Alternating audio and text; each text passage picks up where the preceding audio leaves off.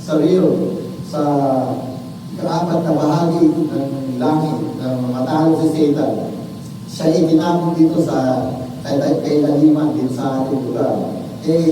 Para siyang naglalagab-gab na nahulog, na parang tutuwid na nahulog. So dito, i-interpret ko na ang bituing nagliliyab dito ay isang anghel na bumaba, na inutusang bumaba na nahulog, na parang sulok, at bumagsak sa ikatatlong bahagi ng daan ng ilog. Ito ay tinatawag na figure of speech. Hindi ito direkta na babagsak sa ilog. Ibig sabihin, nung mahulog ko dito, ang target nito ay ang mga ilog at bukal. Bukal, yung mga stream. Kaya ang target niya. So kung meron man nagbabaha ngayon, ibig sabihin, ang bituin na to ay nasa ating kapanahonan na. Ang anghel na gumagawa ng pangapagbaha. Kasi pati mga bukal, binubuksan niya. Hindi man nun mapapansin ng isang lawa pag binuksan ng bukal. Talagang ang araw ang tubig. So kung gagawin ito ng anghel na yun, talagang hindi maibuksan ang pagbaha. Kaya sinasabi ko sa propesiya, pagpapatuloy ang pagbaha. Bakit? Kasi nga, dito sa panahon natin, yung anghel na gagawa ng pagbaha. Kasi pati mga bukal, binubuksan niya. Hindi man nun mapapansin ng isang lawa pag binuksan ng bukal. Talagang ang araw ang tubig. So kung gagawin ito ng anghel na yun, talagang hindi maibuksan ang pagbaha. Kaya sinasabi ko sa propesiya, pagpapatuloy ang pagbaha. Bakit? Kasi nga, dito sa panahon natin, yung anghel na gagawa ng pagbaha. Sa panahon natin na to, yung mga unang panahon, ako yung wawasak ka ng mga ngayon. Pero talagang ang araw ang tubig. So kung gagawin ito ng anghel na yun, talagang hindi maibuksan ang pagbaha. Kaya sinasabi ko sa propesiya, pagpapatuloy ang pagbaha. Bakit? Kasi nga, dito sa panahon natin, yung anghel na gagawa ng pagbaha.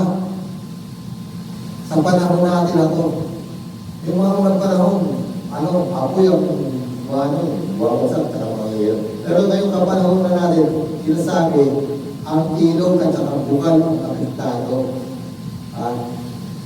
At ang gagawa nito ay itong anghel na ikatlong trumpeta. At may pangalan nito. Tutuloy tayo. Mabasahin natin.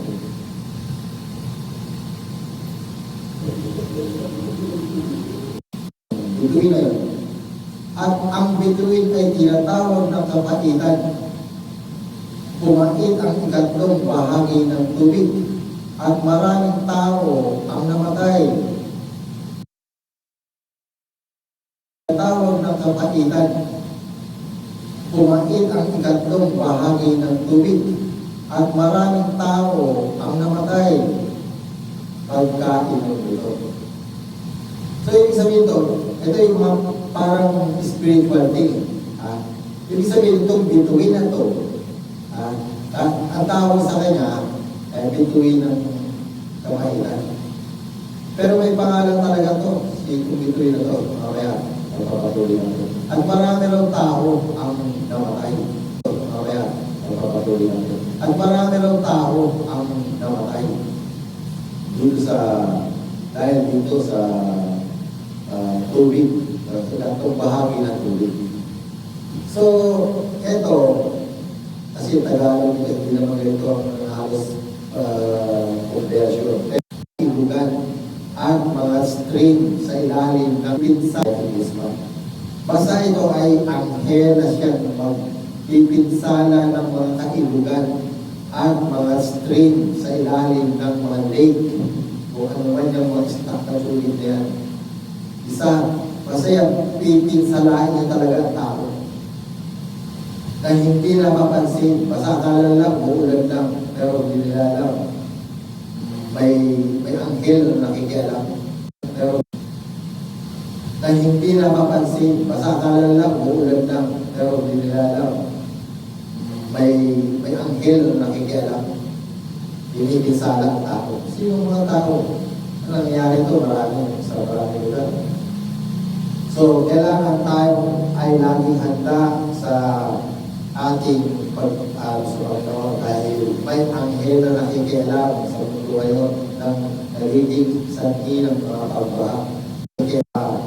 Ating pag-Panginoon dahil may anghel na nakikialam sa mundo ngayon ng nagiging sanhi ng mga pagbaha.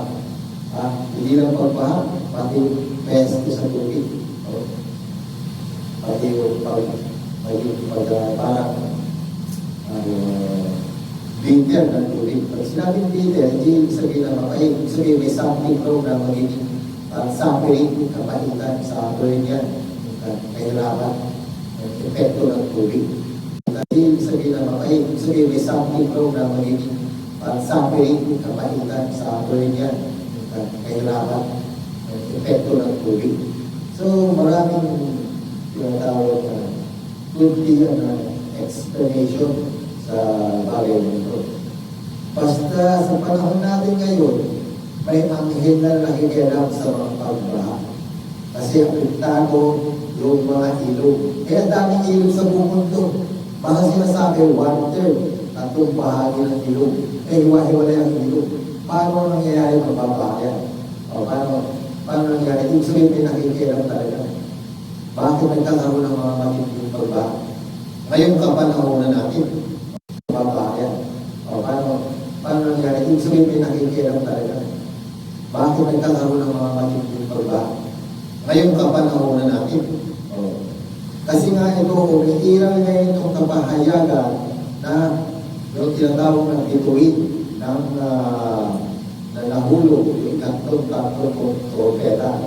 So, lalaan natin itong trumpeta na to ay hanggang ika-6 trumpeta ang ika-7. So, ibig sabihin, hindi darating ang Kristo agad kasi nasa ika-7 pala tayo eh. Kahit tatlong trumpeta pa lang tayo eh. So, yung sino man nagsasabi na bukas darating ang Kristo sa pangalawa, kaya ang tatlo, baka marula ka pa mapunta sa langit kung papalaw ka. Pero yung pagparito ng Kristo, hindi ganun walang masabi na. Dahil tayo sa aking pangunawa ay nasa ikatlong bahagi, ay ikatlong trompeta pa lang, kahit matagal na namatay ang Kristo. Hindi pa karang-rana nagbabalik ang Kristo. Pero, bagamat hindi babalik ang Kristo, pero ang Kristo, ang Espiritu ng Kristo, ano yun? Ang Espiritu ng Diyos, iisa lang yun. Kasama natin. Hindi kailangan hintayin mo ang Kristo. Kasama natin ang Kristo. Yung Espiritu ng Diyos, Espiritu ng Jesus Christ yan. Kaya sinabi niya na ang bawat sasabihin niya ay magmumula sa akin. Yan. Sinabi niya yun. Dadaanan natin yan sa amin mga chapter ng Lucas. So ngayon, ito ang prophetic. Nagtatalo-talo sila ng pagbaha. Hindi nila alam talagang may gagawa ng baha. So ngayon, ito ang prophetic. Nagtatalo-talo sila ng pagbaha. Hindi nila alam talagang may gagawa ng baha. Dito tayo sa panahon na ang anghel ng pagbaha dumating na, bago lang sa propesya, sa Espiritu. Ngayong panahon na to, 2024, itong bago ng 2025, dumating. Sa English, ang pangalan ng World War. Dito sa Tagalog, Espiritu lang yung pakaitan. Pero sa English, yung angel na yan, ang pangalan ng World War. Yun ang pangalan niya.